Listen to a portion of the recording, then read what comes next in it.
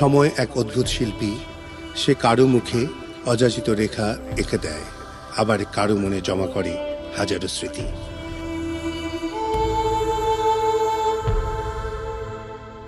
জীবনের দীর্ঘ পথ পেরিয়ে যখন একজন মানুষ প্রবীণ হয়ে ওঠেন, তখন তার মুখে ভাঁজ পড়া প্রতিটি রেখার পেছনে লুকিয়ে থাকে অসংখ্য গল্প, অসংখ্য না বলা কথা। এই গল্পগুলোই আমাদের আজকের প্রামাণ্য চিত্র, এক মুঠো যত্ন এর অনুপ্রেরণা।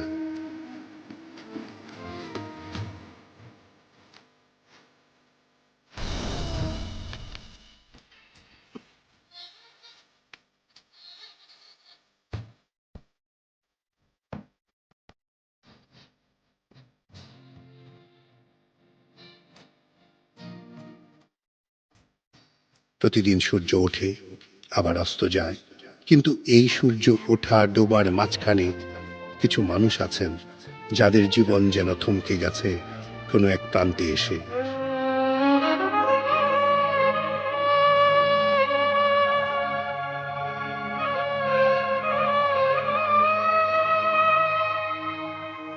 তারা আমাদের মা, বাবা, দাদা, দাদি, নানা, নানি।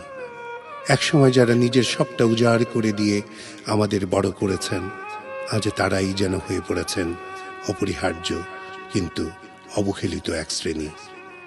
প্রবীণ বয়স এ এক ভিন্ন জগৎ, যেখানে শরীর ক্রমেই দুর্বল হয়ে পড়ে, স্মৃতি মাঝে মধ্যে প্রতারণা করে, আর চারপাশের মানুষগুলো যেন ব্যস্ত হয়ে পড়ে নিজেদের জীবনে।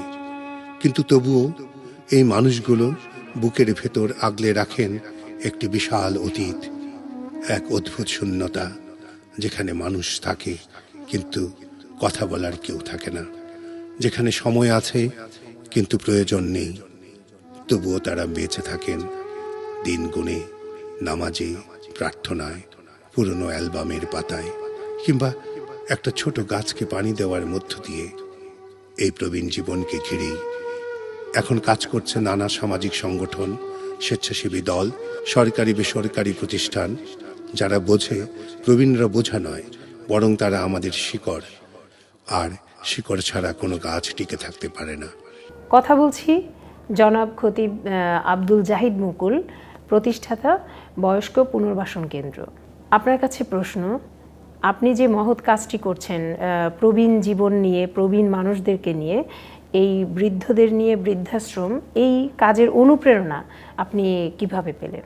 এই যে বৃদ্ধাশ্রম যেটা করেছে, এটা পিছনে ছোট্ট একটা হিস্ট্রি আছে, ইতিহাস আছে।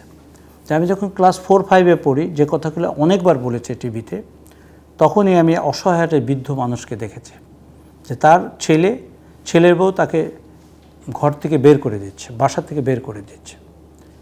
তার বুকে বাচ্চাটা জড়ায় নিয়ে, তার মানে তার নাতি, চোখে পানি। আমি তখন বলেছিলাম, আমি তখন ক্লাস 4-5-এ পড়ি, বাচ্চা একটা ছেলে।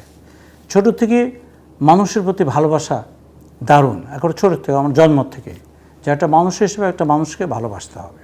আমার ঠিক পাশের গ্রামে, আমার বাড়ি পাবনা শহর থেকে 7 কিলোমিটার দূরে, শ্রীপুর গ্রাম নাম, পাশের গ্রামে আমি ওই দৃশ্যটা দেখেছিলাম। যে দৃশ্যটা, তার ছেলের বউ বাড়ি থেকে বের করে দিচ্ছে। ছেলের বউর কথা, তোমার বয়স হয়েছে, তুমি কাজ করতে পারো না, তুমি চলে যাও, অভাবের সংসার তোমাকে খাওয়াতে পারবে না। বাবা বলছে যে এই নাতিটা আমার বুকে থাকবে, আমি ঘরের বারান্দায় শুয়ে থাকবো, তোমাদের খাবার দিতে হবে না, আমি বাড়ি থেকে চা চিন্তা খাবো বাড়ি থেকে। ওই দৃশ্যটা আমি দেখেছিলাম। তখনই চিন্তা করছিলাম, এই ছোট একটা ছেলে, ক্লাস 4-5-এ পড়ি, তখন আল্লাহ তুমি আমাকে যদি কোনো দিন সামর্থ্য দাও, তাহলে এই সমস্ত বৃদ্ধ মানুষের জন্য কিছু করব। কীভাবে কী করব, তখন এই ছোটোকালে অত কিছু মনে ছিল না। আমার মনে হয় আমার জন্মের পর থেকে মানুষের প্রতি ভালোবাসাটা আসছে। ওই না হলে ওই আমি ক্লাস 4-5 পড়া একটা ছেলে, যে তার চোখের পানি দেখে আমার চোখের পানি আসছে। আমি যে আল্লাহ তুমি আমাকে যদি কোনো সামর্থ্য দাও, তাহলে এদেশে অসহায় মানুষের জন্য কাজ করব, যাদের বয়স 60 বছর হবে। লিমিট একটা টাইম থাকতে হবে। আজকে এখানে যাদের দেখছো, এই যে 37-38 বছর, আমি বিয়ে করারও 2-3 বছর আগের থেকে এটা করছি। কাজে আমি এই সমাজে এই সমস্ত যারা আল্লাহ তাআলা যাদেরকে সামর্থ্য দিয়েছে, বড় হয়েছে, সম্পদশালী হয়েছে, তাদেরকে আমি অনুরোধ করব, জীবনটা খুবই ছোট, এর মাঝের থেকে যাবার আগে এই দেশের অসহায় মানুষকে আপনার সম্পদের একটা অংশ আপনার হাত দিয়ে যান। এটি আমার এদেশের ধন্যাঢ্য ব্যক্তিদের কাছে আমার অনুরোধ।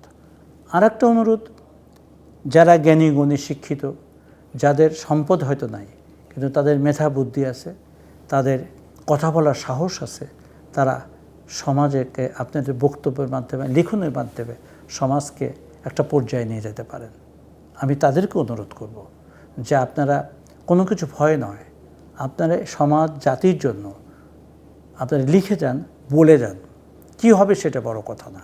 আমি ওই সমস্ত বুদ্ধিজীবীদের কাছে, জ্ঞানী গর্মী ওনাদের কাছে আমার এই অনুরোধ থাকবে।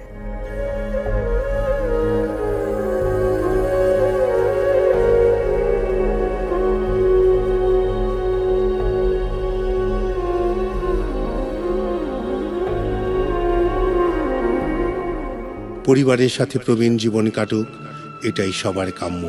কিন্তু এর বাইরেও অনেকের জীবনে বৃদ্ধাশ্রম একটি আশীর্বাদ স্বরূপ। এখানে কেউ ডাকে, কেউ খোঁজ নেয়। এই কেউ খোঁজ নেওয়াটুকুই যেন প্রবীণ জীবনের সবচেয়ে বড় চাওয়া। এক মুঠো যত্ন মানে শুধু ওষুধ কিংবা খাবার নয়, এর অর্থ তাদের সময় দেওয়া, কথা বলা, পাশে বসা, মন দিয়ে তাদেরকে শোনা।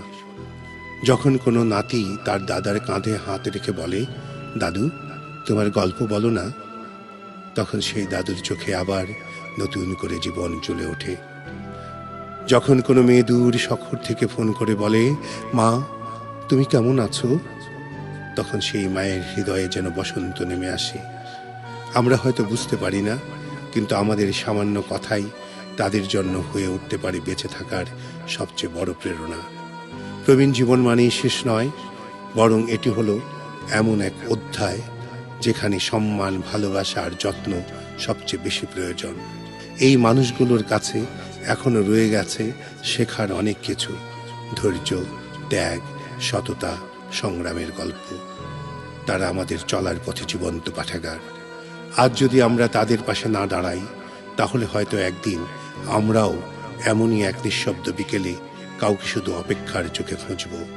তাই আসুন একটু হাসি, একটু স্পর্শ, একটু ভালোবাসার কথা দিয়ে আমাদের প্রবীণদের জীবনে তুলে দিই এক মুঠো যত্ন।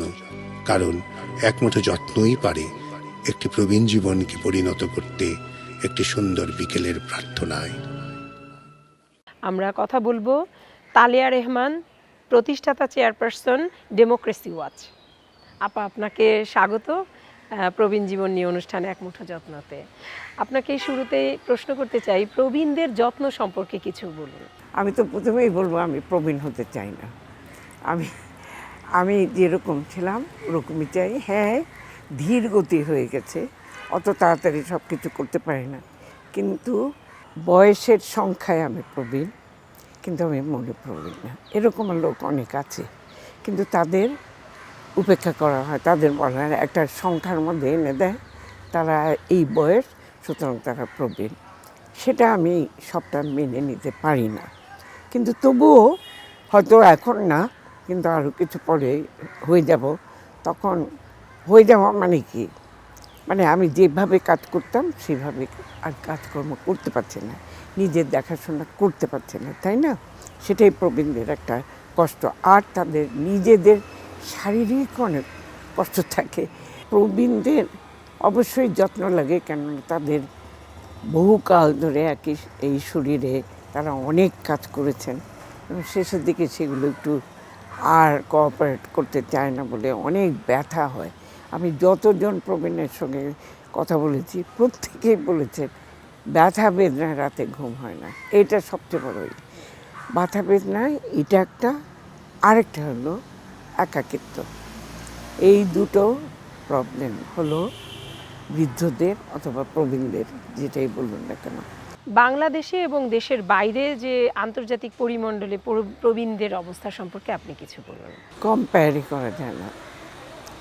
ওদের একটা বয়স হলে 65 বছরের পর থেকে প্রতিটি প্রবীণ, যাতে এই যে বললেন প্রবীণ হলে কি দুঃখ, প্রবীণ হলে কি একা, প্রবীণ এইগুলো যাতে না হয় সেই জন্য তাদের ফ্রি টিকিট, বাস টিকিট কিংবা ওখানে টিউব পড়ে মাটির নিচে পাতাল রেল আছে, সেটার জন্য ফ্রি টিকিট দেওয়া হয় যাতে প্রবীণরা বিভিন্ন জায়গায় গিয়ে নিজের মন ভালো রাখে।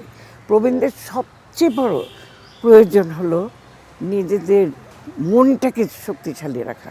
মনটাকে যদি ঠিক মতো রাখে তাহলে অনেক সময় শরীরটা, এটা তো সবাই জানে যে মনটা যদি শক্ত রাখে শরীরও অনেকটা শক্ত থাকে। ব্রিটেন যেরকম বললেন সমাজ কল্যাণমূলক একটা দেশ, পৃথিবীর মধ্যে একটি সবচেয়ে নিয়মতান্ত্রিকভাবে সমাজ কল্যাণ।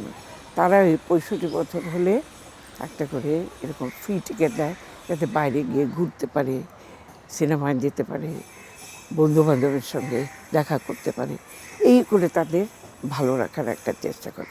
ওখানে তো জানেন সব চিকিৎসা রাষ্ট্রই করে, রাষ্ট্রে সকলের স্বাস্থ্য, সব সিটিজেনের স্বাস্থ্য, সমস্ত দায়িত্ব সরকার। এটাকে বলে ন্যাশনাল হেলথ সার্ভিস, NHS। এই দিক দিয়ে সবসময় তারা কেয়ার পায়। স্বাস্থ্য যখন একটু শরীর খারাপ হলে যদি না যেতে পারে ডাক্তার আসে অথবা হাসপাতালে নিয়ে। আপা, আপনাকে অসংখ্য ধন্যবাদ। প্রবীণ জীবন নিয়ে অনুষ্ঠান এক মুঠো যত্নতে আপনি যে মূল্যবান কথা বললেন। খুব ভালো থাকবেন, সুস্থ থাকবেন, আনন্দে থাকবেন।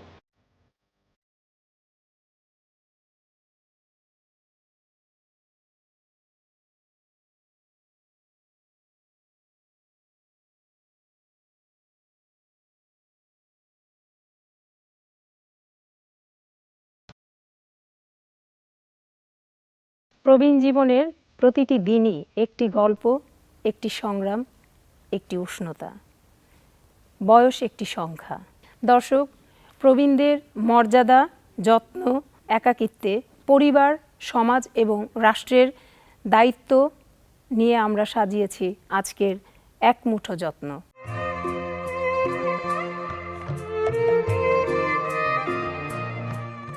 স্টুডিওতে উপস্থিত আছেন বিশিষ্ট নাট্য ব্যক্তিত্ব জনাব আবুল হায়াত এবং দিলারা জামান।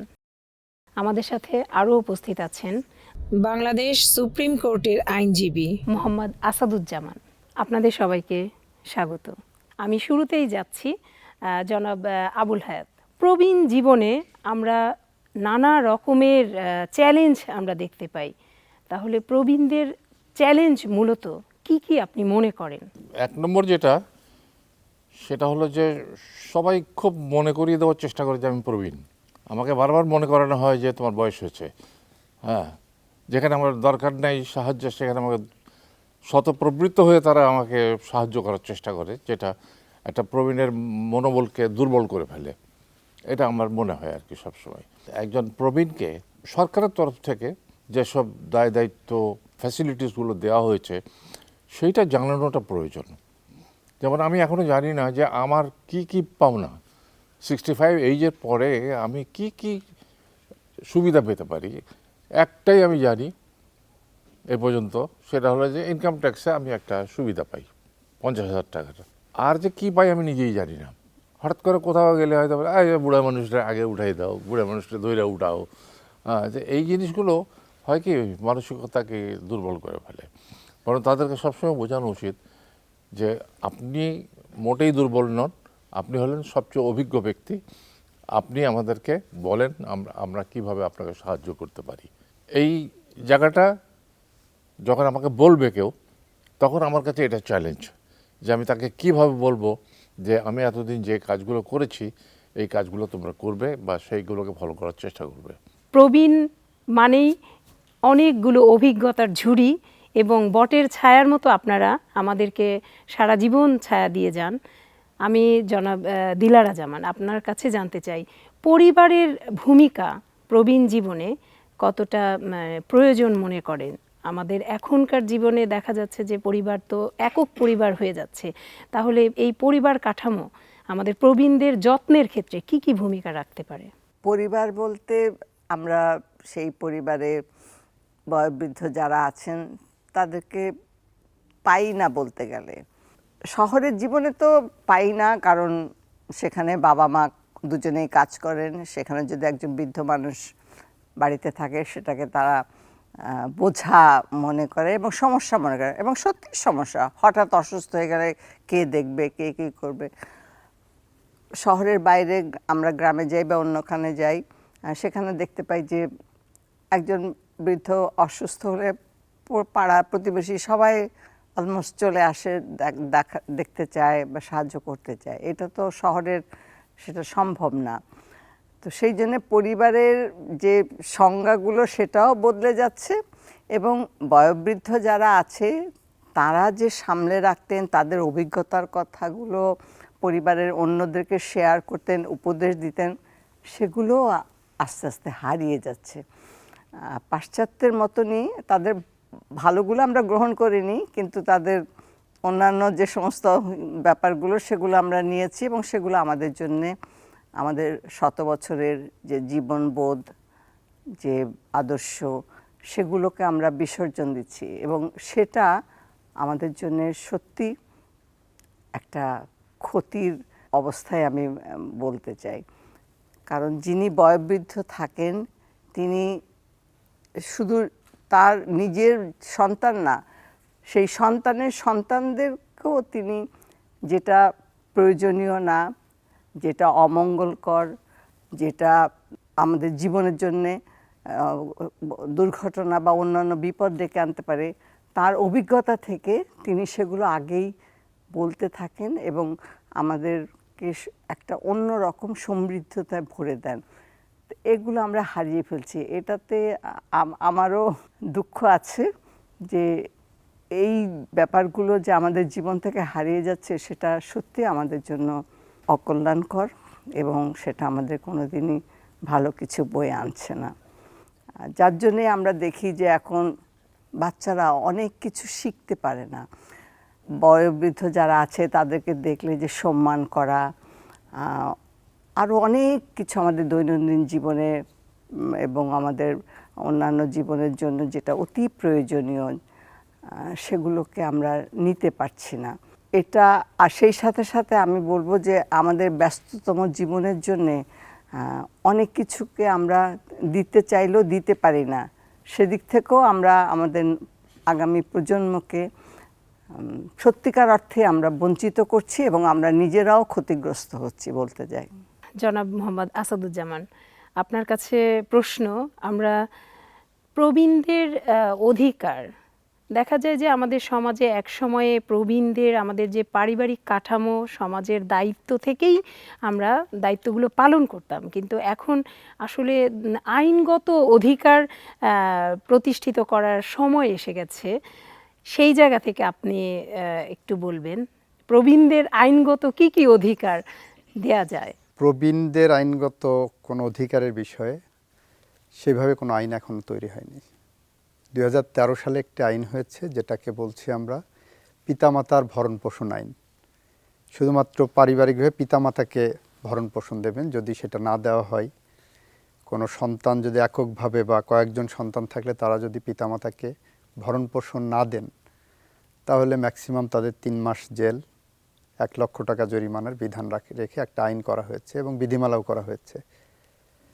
প্রবীণদের জন্য সমাজ কল্যাণ মন্ত্রণালয় থেকে প্রবীণ সংঘ বা বিভিন্ন যে দেওয়া হচ্ছে, সুবিধার কথা বলা হচ্ছে। আবুল হাদ সাহেব খুব যথার্থই বলেছেন, একজন প্রবীণের কি অধিকার সেটা কিন্তু জানেন, প্রবীণ নিজেই জানেন না। উনি একটু সচেতন বলে হয়তো উনি জানেন যে 50,000 টাকা পর্যন্ত ওনার ট্যাক্স রিবেট পাচ্ছেন। ওনার মতো সচেতন সবাই না, এটা জানেন না। আরেকটি জিনিস দেখেন যে আমাদের ধর্মীয় আইনের ক্ষেত্রেও একজন পিতামাতা তার সন্তানকে তার সম্পত্তি গিফট করে দিয়ে গেলে জীবদ্দশায়, যেদিন গিফট করবেন ওই দিন থেকেই কিন্তু তার অধিকার সম্পূর্ণ চলে যাচ্ছে। ইসলামিক লতে আপনার উইল করার বিধান নাই, বা করলেও 1/3 তার এন্টার প্রপার্টি করতে পারবেন, ওয়ারিসদের করতে পারবেন না, বিভিন্ন শর্ত আছে। 1962-63 সালে পাকিস্তান সুপ্রিম কোর্টের একটা রায় আছে। সেই রায়ে কিন্তু এই পিতামাতার এই অধিকারটাকে আবার সংযত করে যাওয়া হয়েছে, যেটাকে বলা হচ্ছে ইউসুফরাক্ট রাইট, জীবন সত্য।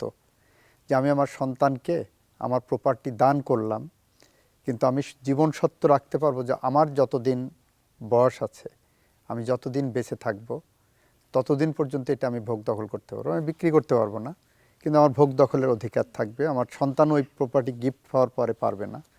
এটা আমাদের দেশে এখন আইনি পরিকাঠামো আসেনি। ফলে যে কোনো কল্যাণমুখী কল্যাণকর রাষ্ট্রের একটি দায়িত্ব হলো তার সকল নাগরিকের জন্য যেমন চিন্তা করা, তার প্রবীণ নাগরিকদের অভিজ্ঞতাকে কাজে লাগিয়ে দেশকে এগিয়ে নেওয়ার জন্য, সমৃদ্ধ করার জন্য, সুন্দর পথে পরবর্তী প্রজন্মকে রেখে যাওয়ার জন্য প্রবীণদের উপর ফোকাস করা উচিত।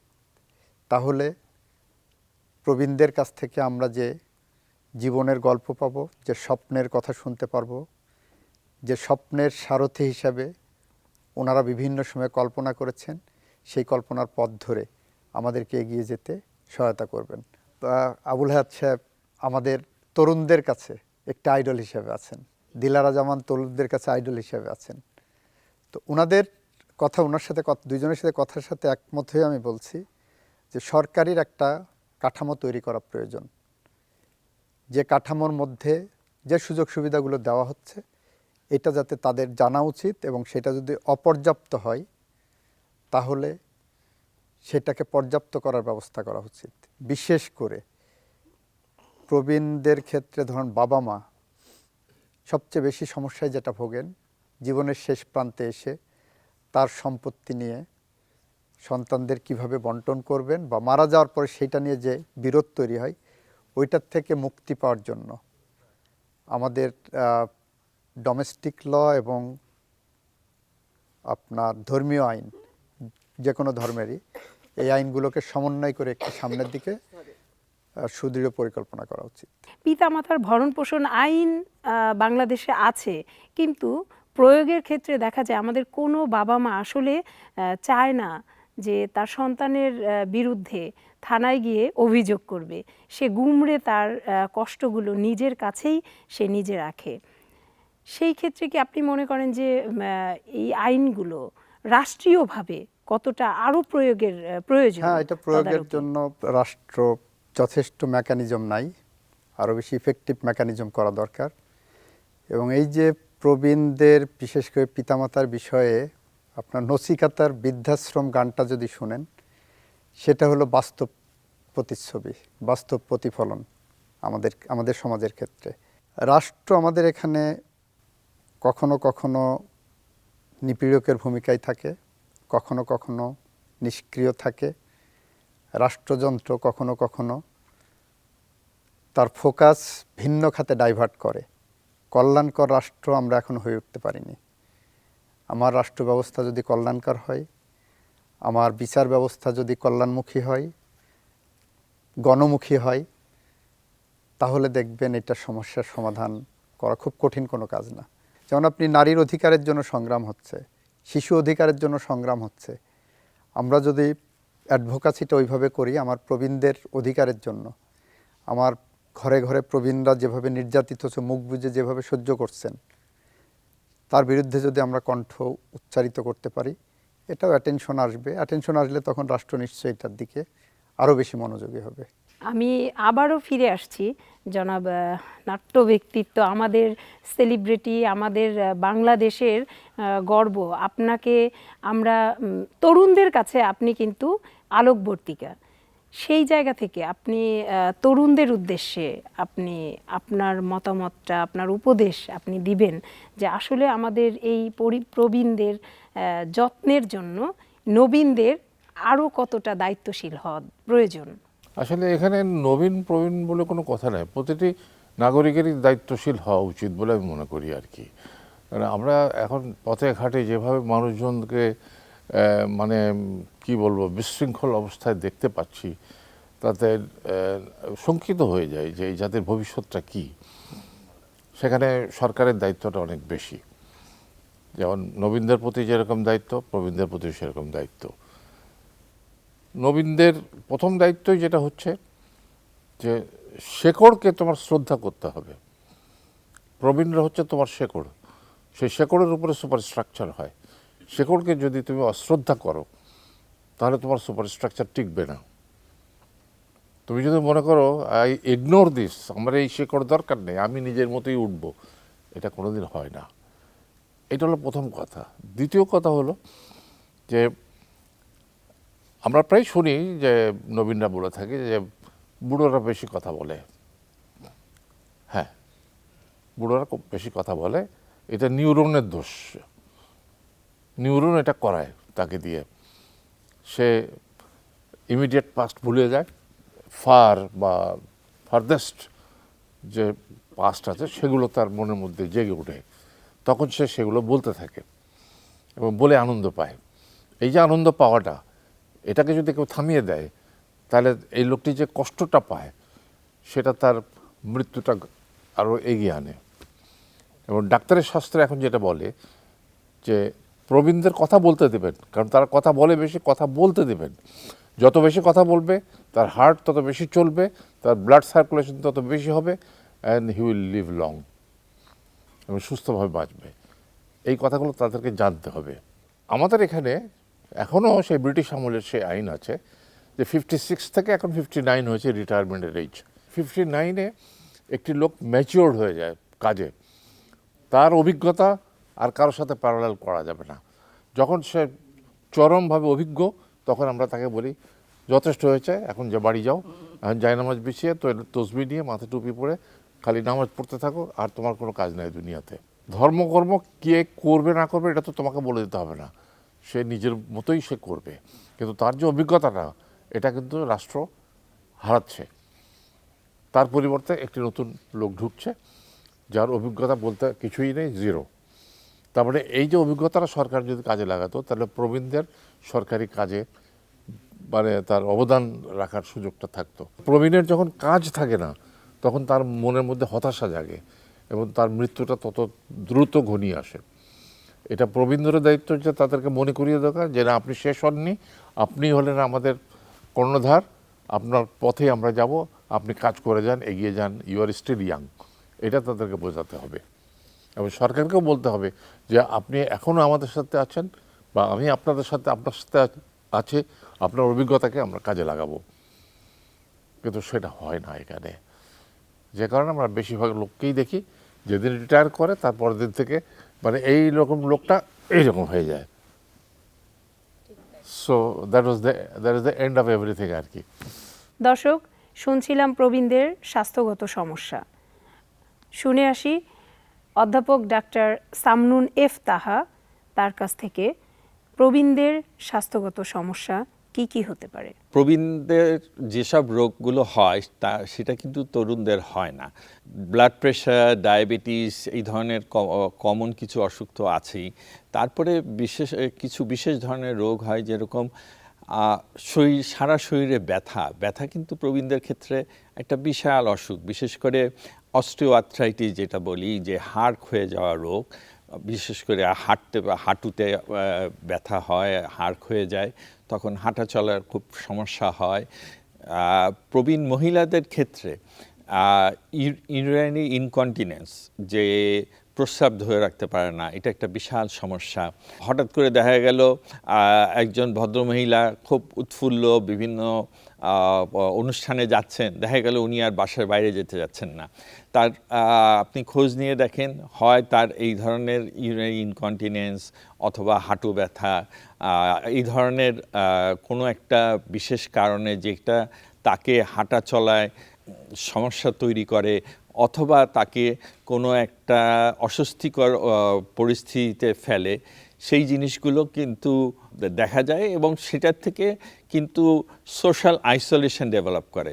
উনি ঘরবন্দি হয়ে পড়েন এবং ঘরবন্দি হলে দেখা যায় যে প্রবীণদের ক্ষেত্রে ডিপ্রেশন অথবা বিষণ্ণতা একটা বিশাল বড় ব্যাপার, যে উনি ঘরের বাইরে যেতে পারছেন না, কথা বলার লোক পাচ্ছেন না।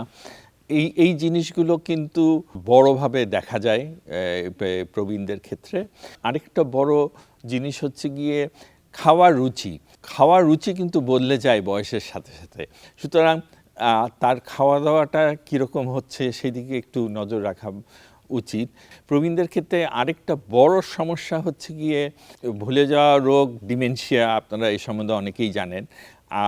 অনেকটা হচ্ছে গিয়ে এটা একটা, যদি আপনি ব্রেনটাকে একটা খাতার মতন চিন্তা করেন, দেখা গেল ওইখান থেকে কয়েকটা পাতা মুছে গেছে এবং বিশেষ করে পুরানো দিনের কথা মনে থাকে, কিন্তু সকালে নাস্তা কি খেয়েছেন সেটা উনি মনে রাখতে পারে না। এক্ষেত্রে কিন্তু পরিবারের লোকজনের সহযোগিতা সাংঘাতিক প্রয়োজন। একটুতেই মেজাজ খারাপ করেন বয়স্ক মানুষজন, সব কিছু ভুলে যান, সন্দেহ করেন। এটাও কিন্তু একটা ডিমেনশিয়াল লক্ষণ। একজন প্রবীণ মানুষকে কিন্তু তার পরিবারের লোকজনকেই সেবা যত্ন করতে হয়, সেই হচ্ছে গিয়ে প্রাইমারি কেয়ার গিভার। অন্য লোক দিয়ে কিন্তু সেই সেবাটা কিন্তু সম্পূর্ণ করা যায় না। যেরকম এই শহরে যদি একজন প্রবীণ ব্যক্তি থাকেন বাসায়, তাহলে স্বামী স্ত্রী দুইজনকেই কিন্তু চাকরি করতে হয় এবং বাচ্চাদের দিকেও নজর রাখতে হয়।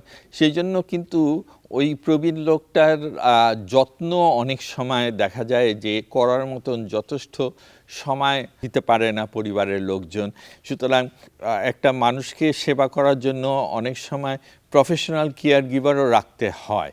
আর প্রফেশনাল কেয়ার গিভারদের ক্ষেত্রেও দেখা যায় যে এটা যে একদম কম খরচের এমন না। তো অনেক পরিবার এটাকে বহন করতে পারে, অনেকে পারে না। একটা জিনিস মনে রাখতে হবে, প্রফেশনাল কেয়ার গিভার কিন্তু সারা জীবনের জন্য নয়। পরিবারের লোকজনই হচ্ছে গিয়ে সেবা দানের জন্য সবচেয়ে উপযুক্ত মানুষ। আপা, আপনার কাছে জানতে চাই, প্রবীণদের আমাদের দেশে তো অধিকার এখনো ওইভাবে আইনি প্রতিষ্ঠিত হয় না। বিশেষ করে নারী প্রবীণদের কিছু, পুরুষ প্রবীণদের থেকে নারী প্রবীণদের কিছু বেশি যত্নের প্রয়োজন হয়। এই জায়গা থেকে আপনি নারী প্রবীণদের নিয়ে কিছু বলুন। আমার বয়স এখন 84 বছর চলছে। আমি আমার এই যে কাজ, শুটিং করি বা অন্যান্য কাজে আমি গ্রামে গঞ্জে অহরহ যাতায়াত আমার, সেখানে দেখি যে প্রবীণ নারীদের যে অবস্থা, সেটা সত্যি আমাকে অনেক কষ্ট দেয়। ছেলেদের চাইতেও মেয়েরা স্বাস্থ্যগতভাবে আগে তারা গুঁজা হয়ে যায়, হাড় ক্ষয় হয়ে যায়। তার কারণ সূর্যের যে তাপটা সেটা তার শরীরে সেরকমভাবে লাগাতে পারে না। তাকে রান্নাঘরে বা অন্য যে সমস্ত কাজ সারাদিন সেটা নিয়েই থাকতে হয়। এই দিকগুলো আমরা, এর সাথে সাথে আরও অনেক জটিলতা আছে মেয়েদের। সেদিক দিয়ে বিচার করলেও আলাদা যে যত্নটা বা আলাদা একটা দৃষ্টি তার প্রতি দেওয়া, এটা কিন্তু আমরা প্রথম থেকেই জানি না এবং পরিবারের মধ্যে জানতেও দেওয়া হয় না। এই ব্যাপারগুলো আমরা কোথা থেকে শিখব?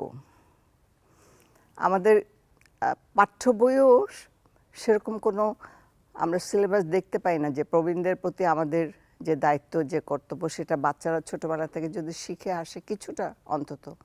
আমাদের পাঠ্য বইতে আমি অত্যন্ত দুঃখের সঙ্গে বলতে চাই যে নীতিকথা যেগুলো ছিল আমাদের জীবনের অতি প্রয়োজনীয়, গল্পে বা ছড়ায় বা কবিতার ভেতর দিয়ে আমরা যে নীতিকথাগুলো জানতাম, শিখতাম, সেগুলো এখন নাই, চলে গেছে। তো আর বাড়িতেও তো বাবা মায়ের কাছে এইসব নীতিকথাগুলো, ভালো কথাগুলো, বড়দের প্রতি সম্মান করা, বড়দের যত্ন নেওয়া, একজন বয়স্ক লোক দেখলে তাকে হাত ধরে রাস্তা পার করে দেওয়া, তার ব্যাগটা একটু নিয়ে আগিয়ে দেওয়া, এগুলো কোথায় শিখবে আমাদের বাচ্চারা? তো এখন অন্য দিকগুলো তো নাই। আমি মেয়েদের ব্যাপারে সেজন্য আশাবাদী না।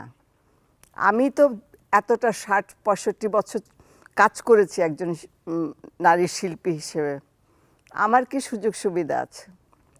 আমি তো কোথাও গেলে এখন পর্যন্ত আমি যে চিকিৎসা নেই বা কোথাও গেলে আমাকে আমাদের অ্যাটর্নি জেনারেল স্যার বললেন যে প্রবীণদের জন্য আলাদা জায়গা করে দিতে হয়, তাদেরকে আগে দেওয়ার ব্যবস্থা আছে। আমি কোথাও কিন্তু আজ পর্যন্ত এভাবে দেখিনি যে একজন প্রবীণকে যারা আছেন তারা তো দেনই না, বরঞ্চ যারা সেবা দেবেন তাদেরকেও কখনো শুনি না যে বৃদ্ধ মানুষটিকে ওনাকে আগে আসতে দেন। তো এগুলো আমাকে খুব ব্যথিত করে। আমি জানি না আমার জীবদ্দশায় এগুলো দেখে যেতে পারবো কি না, কিন্তু আমি খুবই কষ্ট পাই আর কি। এবং যারা নারী অধিকার নিয়ে কাজ করছেন তাদের সঙ্গে আমার প্রায়ই ঝগড়া হয় যে তোমরা সত্যিকার অর্থেই যে নারীদের যে অধিকারগুলো যে গোড়া থেকে যেগুলো দরকার সেগুলোর জন্য তোমরা কাজ করো, তাহলেই বোধহয় আমরা হয়তো নারীদের প্রতি কিছুটা সুবিচার করতে পারবো, বিশেষ করে প্রবীণদের প্রতি। এবং সরকারের কাছেও আবেদন থাকবে যে অন্তত এখন তো নানান রকম ব্যবস্থা হয়েছে, আমাদের যে সমস্ত প্রয়োজনীয় ব্যাপারগুলো আছে সেগুলো তারা আইন করেই করতে পারেন প্রবীণদের জন্য। দর্শক, শুনে আসি শাস্ত্রীয় সঙ্গীতের শিক্ষক পণ্ডিত অসিতদের কাছ থেকে সঙ্গীত কিভাবে প্রবীণ স্বাস্থ্যের উপর প্রভাব ফেলতে পারে। মানুষ একটা সময় তার বয়স বাড়বে, প্রবীণ হবেন। মানুষ এই প্রবীণ বয়সে যেটা সাধারণত হয় সেটা হচ্ছে যে আমাদের সন্তানরা বিভিন্ন জায়গায় বিভিন্নভাবে এঙ্গেজ হয়ে পড়েন, অর্থাৎ অনেকের আছেন যারা সন্তান বাইরে চলে যান, বিদেশে থাকেন, সেই সময়টা খুব একাকিত্বের মধ্যে কাটে প্রবীণদের। সেই সময়টায় যদি আমরা সঙ্গীতের মতো একটা বিষয় যদি প্রবীণদের মাঝে এই চর্চাটা আমরা ছোটবেলা থেকে শুরু করতে পারি এবং বয়স যখন বাড়ে তখন যদি এই যে অবসর সময়টা অর্থাৎ একাকিত্বের যে সময়, সেই সময়টাতে দেখা যায় এই সঙ্গীত চর্চার মাধ্যমে তার একাকিত্বের অনেকটা অবসান ঘটতে পারে। অর্থাৎ ওই যে একাকিত্বের যে সময়টা, সঙ্গীত তার একটা বড় সাথী হতে পারে। এই জন্যে আমার মনে হয় যে ছোটবেলা থেকেই আমরা আমাদের যে সন্তানরা আছেন তাদেরকে যদি আমরা সঙ্গীত বা সাহিত্য বা সংস্কৃতির যে কোনো একটা বিষয়ে আমরা তাদেরকে ছোটবেলা থেকেই উৎসাহিত করি, তাহলে মনে হয় যে এই যে প্রবীণ বয়স যেটা আমরা বলছি প্রবীণ স্বাস্থ্যের ব্যাপারে, সেটা অনেকটা সময় বা অনেকটা ভালোভাবে কাটানো যায়। আমার মনে হয় যে বিভিন্ন রাগ, যে রাগগুলি আছে আমাদের স্বাস্থ্যগতভাবে যেটা সাহায্য করতে পারে আমাদের স্বাস্থ্যকে সুরক্ষার জন্যে। সকালবেলায় যেমন ভৈরব রাগ, আমি একটু গুনগুন করে গেয়ে দিচ্ছি। রাগটার স্কেলটা এরকম: সা রে গা মা পা ধা নি সা, সা নি ধা পা, মা গা রে সা। पवन चलत पुरवैया से हरि, पवन चलत पुरवैया से हरि, मोरे अंगना आज ठारे, पिहर बागर माँ ले हों लगाए, पवन चलत पुर बैया से हरि। তো শান্ত স্বভাবের এই রাগ সকালবেলার যে প্রকৃতির যে অবস্থা থাকে, অর্থাৎ শান্ত, খুব স্থির একটা ভালো লাগার সময়, সেই সময়টাতে যদি আমরা এই ধরনের কোনো একটা রাগ চর্চা করি তাহলে দেখা যাবে যে সময়টা খুব ভালো কাটলো। আসাদুজ্জামান, আপনার কাছে আসছি। উন্নত বিশ্বে দেখা যায় যে কল্যাণ রাষ্ট্র স্যার হেনরি বেভারিজের মাধ্যমে যেই 47-এ আমরা দেখেছি, এই কল্যাণ রাষ্ট্রের আমাদের আগামীতে বাংলাদেশে কি আমরা আশা করতে পারি যে সেই রকম একটি কল্যাণ রাষ্ট্র আমাদের প্রতিষ্ঠিত হবে এবং প্রবীণরা আগামী দিনে রাষ্ট্র পরিচালনার দায়িত্ব নেবেন যে সমস্ত রাজনীতিবিদরা আসবেন, আশা করি তারা এই বিষয়টাকে খুব গুরুত্ব সহকারে নিয়ে পার্লামেন্টে কোনো মোশন আনবেন এবং সেখানে যদি আমার কিছু করণীয় থাকে আমি করব। আমরা বিদেশে যে জিনিসটা দেখি, আমি যেটুকু দেখেছি আর কি, যে ওখানে রিটায়ারমেন্টের কোনো এজ নেই। আপনি যতদিন fit you can go on working. যখন আপনি বলবেন যে না আমি আর পারবো না, আপনি ইউ আর রিলিজড। এবং শুধু খালি হাতে রিলিজড না, you will get lot of money from the government. সেই টাকা দিয়ে আপনি বাকি জীবন আরামসে একদম নিশ্চিন্তভাবে আপনার জীবন কাটাতে পারেন। এরকম আইন কি এই দেশে করা সম্ভব? এরকম আইন নিশ্চয়ই করা সম্ভব। পরিকল্পনা মাফিক করলে পারে, হয়তো অত ভালো না হলেও কাছাকাছি কিছু হতে পারে, কিন্তু আমাদের প্রবীণদের নিয়ে কোনো স্কিম এখন পর্যন্ত আমরা ওইভাবে ফলপ্রসূভাবে আসেনি। তার একটা কারণ হলো, ওই যে একটা কথা আছে না, না চাইলে মায়েও দুধ দেয় না।